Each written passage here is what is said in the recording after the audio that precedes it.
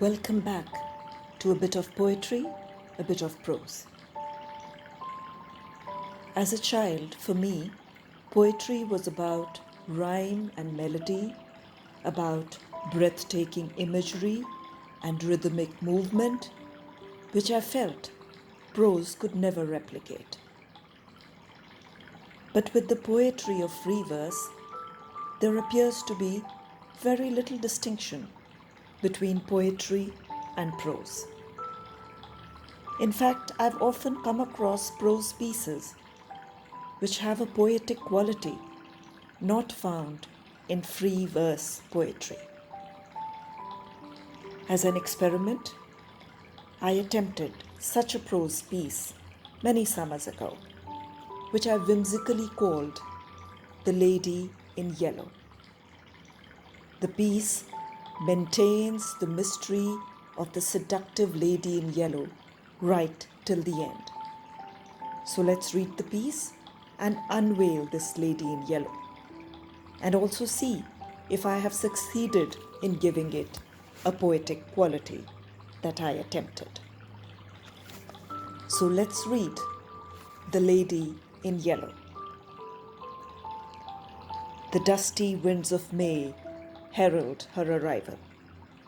She enters the city with a gentle rustle of satiny skirts, a glimpse of yellow against a dark green foliage, or the russet brown of autumn leaves is the only indication of her presence.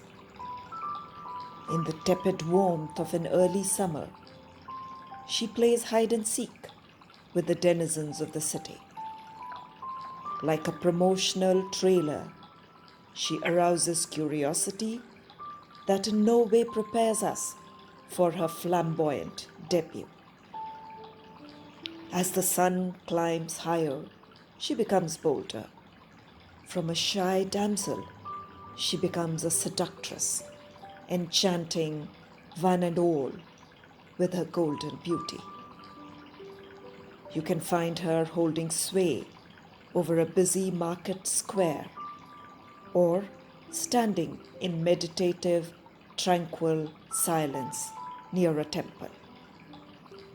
You can find her beckoning a passerby with coquettish warmth, or providing succor from heat to a weary traveler.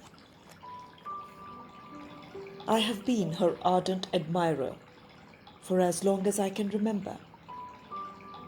Even as a child, I would haunt the grove where she stood in elegant splendor.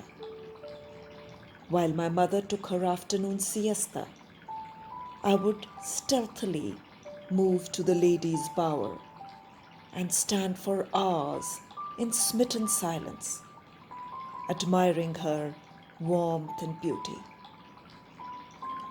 As I grew up, I lost touch with her. Sometimes a flash of yellow brought her to mind, but she was more like an old, well-loved melody that hovers at the edge of our consciousness and is forgotten in our more conscious moments. But this summer, I was unable to ignore her golden-hued missive. One morning, as I went for a brisk walk, I saw her bright head nodding a greeting. I walked closer, looking for signs of aging and deterioration. But age had not warped her beauty.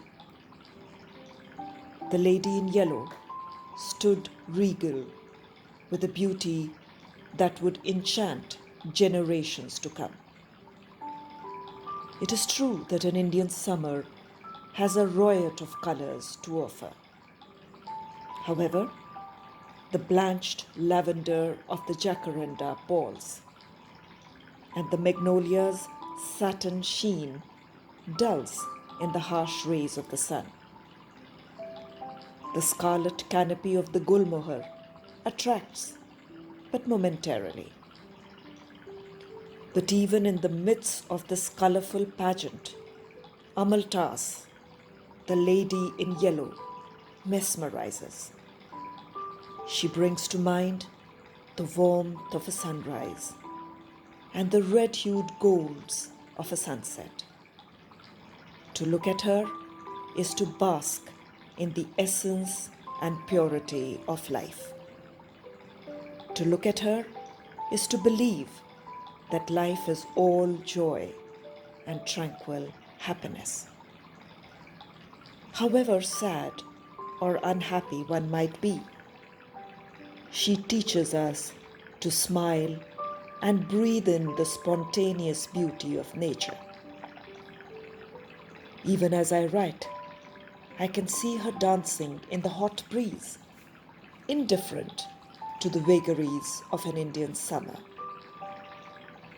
The lady in yellow, for me, epitomizes beauty and cheer in the midst of adversity. If only Wordsworth had seen her, she would be immortalized like his daffodils. Nonetheless, my more pedestrian muse urges me to write this paean to my lady in yellow, who will not go unsung or unheard this summer. Hope you liked this piece, replete with visual imagery of nature and a waltz-like quality, which is quite poetic, even if I say so myself. You can find this piece in my book, Myriad Musings, published in 2016. See you soon again in a bit of poetry, a bit of prose. Adieu for now.